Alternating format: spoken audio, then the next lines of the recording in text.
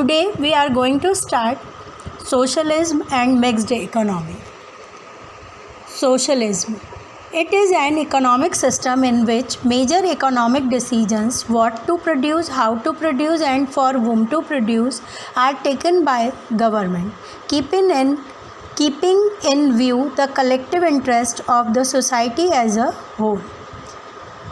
Socialism का principle merit जो होता है वो होता है while promoting collective interest socialism ensures social equality so growth with social justice is the principle merit of socialism. और सोशलिज्म का डिमेरिट होता है it gives no chance to the consumer और it does not respect consumer sovereignty. As a consumer you are to consume what the government offer you for consumption. Also, it is a system devoid of incentives and accumulation of private property is not allowed. Perhaps it is owing to its serious demerit that this system has crumbled in most countries where it was initially adopted. आपकी book में जो कल मैंने video भेजा था आपको, उसमें ये वाला आपका एक बॉक्स दिया हुआ था 2.1 का, उसके अंदर मैंने कैपिटलिज्म आपको डिस्क्राइब कर दिया था। सोशलिज्म के लिए उसमें क्यूबा और चाइना का एग्जाम्पल दिया हुआ है, उसको आप अपनी बुक में भी अंडरलाइन कर लेना जिन बच्चों के पास बुक है। अदरवाइज़ जो नोट्स बना के पढ़ रहे हैं वो नोट्स तो सबको ही प्रिपेयर करने हैं, लेकिन नोट्स में भी आपको ये लिखना है कि क्यूबा और चाइना के अंदर सोशलिज्म है, वहाँ पर इकोनॉमी के ऑलमोस्ट पार्ट पर गवर्नमेंट का ही अधिकार है। फिर थर्ड इकोनॉमी है mixed economy. It is an economic system in which major economic decision what to produce, how to produce and for whom to produce are taken by the central government authority as well as are left to the free play of the market force. Mixed economy के अंदर क्या होता है कि जो 3 question होते हैं what to produce, how to produce, whom to produce, इनमें ऑलमोस्ट सेंट्रल गवर्नमेंट का ही अधिकार होता है, लेकिन कुछ जगहों पर क्या होता है फ्री प्ले होता है। फ्री प्ले का मतलब होता है बच्चों कि एक ऐसी सिचुएशन है when the government of a country does not interfere with the market forces of supply and demand. Producers are free to allocate resources to the production of different goods and services with a view to maximizing their profit। मतलब इसमें क्या होता है economy के अंदर entrance के लिए free play system होता है, आप रिसोर्सेज को अपने अकॉर्डिंग भी गवर्नमेंट की परमिशन लेकर एलोकेट कर सकते हैं। तो इसीलिए पंडित जवाहरलाल नेहरू ने इंडिया के लिए मिक्स्ड इकोनॉमी को प्रेफर किया था। ये आपको कल वीडियो में भेज दिया गया था। सोशलिज्म और मिक्स्ड इकोनॉमी को मैंने आज एक्सप्लेन कर दिया है। अब नेक्स्ट जो हमारा इम्पॉर्टेंट टॉपिक है इसका, वो आपकी बुक में बॉक्स 2.2 दे रखा है what is a plan. Important बात है क्योंकि इस चैप्टर का नाम भी यही था, इकोनॉमिक इंडियन इकोनॉमी या फिर 5 year plans in India goals and achievement ही इसका मेन, ये चैप्टर का मेन टॉपिक है। तो इसके अंदर हम ये पढ़ेंगे व्हाट इज़ इकोनॉमिक प्लानिंग या फिर what is a plan. A plan spells out how the resource of a nation should be put to use.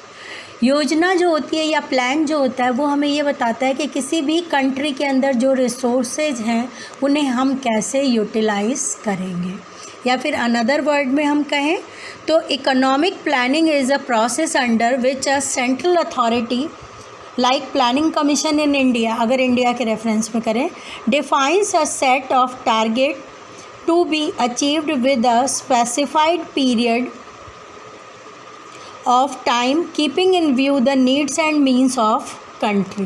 यानी कंट्री की नीड्स को, आवश्यकताओं को और उनके मीन्स का मतलब होता है रिसोर्सेज को ध्यान में रखते हुए स्पेसिफिक टाइम पीरियड के अंदर जो भी एक्टिविटी की जाती है उसे हम क्या कहते हैं, प्लान कहते हैं। इसको आप बुक में अंडरलाइन कर लेना A plan spells out how the resources of a nation should be put to use. और अगर another word में आप कहें तो आप ये भी कह सकते हैं कि planning means utilization of country's resource in different development activities in accordance with national properties. ये हमारा था प्लान की मीनिंग या फिर डेफिनेशन भी कह सकते हैं. In India plans were of 5 year duration and were called 5 year plans. इसको भी आप अंडरलाइन कर लेना. इंडिया के अंदर जो टाइम पीरियड है प्लान का वो 5 ईयर बनाया गया है और इसीलिए इन्हें 5 ईयर प्लान के नाम से जाना जाता है. और ये मॉडल हमने कहाँ से लिया है? ये मॉडल हमने बोरो किया है सोवियत यूनियन से. सबसे पहले सोवियत यूनियन ने अपने डिक्शनरी में ये वर्ड यूज़ किया था, the Pioneer in national planning. ये जो नेशनल प्लानिंग वर्ड हमने ली है ये सोवियत यूनियन से लिया. ये भी एक इम्पॉर्टेंट क्वेश्चन है 1 मार्क के according. Our plan documents up to year 2017 not only specify the objectives to be attained in the 5 year of a plan but also what is to be achieved over a period of 20 years. This long-term plan is called perspective plan. The 5-year plan were supposed to provide the basis for the perspective plan. देखो बच्चों, इसमें 2 word use हुए हैं. एक तो है perspective plan और एक है लॉन्ग टर्म प्लान. तो सबसे पहले अब हमें ये समझना पड़ेगा लॉन्ग टर्म, शॉर्ट टर्म ये सब क्या होते हैं. लॉन्ग टर्म और शॉर्ट टर्म को समझने के लिए जब कोई प्लान जो होता है वो लंबे समय के लिए बनाया जाता है तो उसे हम लॉन्ग टर्म प्लान के नाम से जानते हैं. और जब कोई प्लान शॉर्ट पीरियड के लिए बनाया जाता है तो उसे हम शॉर्ट टर्म प्लान के नाम से जानते हैं. अब आप ये सोच रहे होंगे कि शॉर्ट टर्म और लॉन्ग टर्म में टाइम बाउंडेशन क्या होगी. पर्सपेक्टिव प्लान का मीनिंग होता है जो 20 ईयर तक के डेवलपमेंट की बात की गई थी. इसका मतलब है कि 5 ईयर प्लान के थ्रू 20 सालों के अंदर जो भी हम डेवलपमेंट कर पाएंगे उससे हम पर्सपेक्टिव प्लान के नाम से जानते हैं. इट मीन्स कि शॉर्ट टर्म जो होगा वो 5 ईयर तक का होगा और जो लॉन्ग टर्म होगा वो 5 ईयर से ज़्यादा का होगा और जो पर्सपेक्टिव प्लान होगा वो 5 ईयर से लेकर 20 ईयर तक के बीच का होगा या 20 ईयर से भी ज़्यादा का हो सकता है, उसे हम कहते हैं. फिर है कि ये जो प्लान थे इनके अंदर मॉडर्न टेक्नोलॉजी और रिसोर्सेज का सही ढंग से एलोकेशन इन सब पे बहुत अधिक एम्फेसिस या जोर दिया गया था. लेकिन इंडिया के 5 ईयर प्लान के अंदर ये स्पेल आउट नहीं किया गया था कि हर सामान को बनाने या सर्विस के लिए कि कितना सामान बनेगा और कितनी सर्विस प्रोड्यूस की जाएगी, ये नहीं बताया गया था क्योंकि ना तो ये पॉसिबल है और ना ही ये बताया गया था. ऐसा करने का काम सोवियत यूनियन ने किया था ट्राई, तो वो फेल हो गया था. इसीलिए हमारे यहाँ जो इकोनॉमिक प्लानिंग की गई थी, 5 ईयर प्लान बनाए गए थे, उनका सिर्फ यही रोल था कि वो कंट्री की कंडीशन को सुधार सकें. आपके सेकंड लास्ट लाइन इस बॉक्स में दी हुई है, it plays a commanding role for intense power generation and irrigation. और जो 5 ईयर प्लान ने कमांडिंग रोल किए, कंट्रोल करने का काम किया, वो किस में किया था? पावर जनरेशन में और इरिगेशन में. इसके अलावा जितना भी बच गया था, वाइल लीविंग द रेस्ट, बचा हुआ जो था वो सब उन्होंने मार्केट पे छोड़ दिया था कि मार्केट में प्राइस, डिमांड, कॉस्ट इनके अकॉर्डिंग प्रोडक्शन किया जाएगा. इट मीन्स कि गवर्नमेंट का कंट्रोल 2 ही चीज़ों पर इंटेंसिवली था, वो थी पावर जनरेशन और irrigation. Now economy with the private sector being encouraged. हमारी कंट्री में इकोनॉमी ऐसी बनाई गई, मिक्स्ड इकोनॉमी, जो प्राइवेट सेक्टर को प्रमोट करती हो. The industrial policy private sector को प्रमोट करती हो.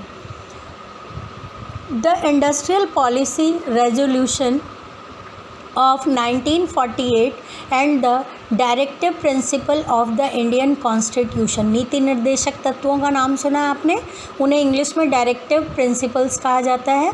तो दो चीज़ों के according, industrial policy resolution of 1948 और directive principles of Indian constitution, इन दोनों के according in 1950 The Planning Commission was set up with the Prime Minister as its chairperson.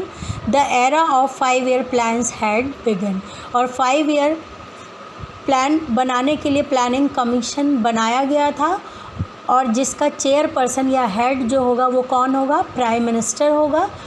और उसी समय से पंचवर्षीय योजनाओं का युग जो था, एरा का मतलब होता है युग, वो युग जो था वो शुरू हो गया था।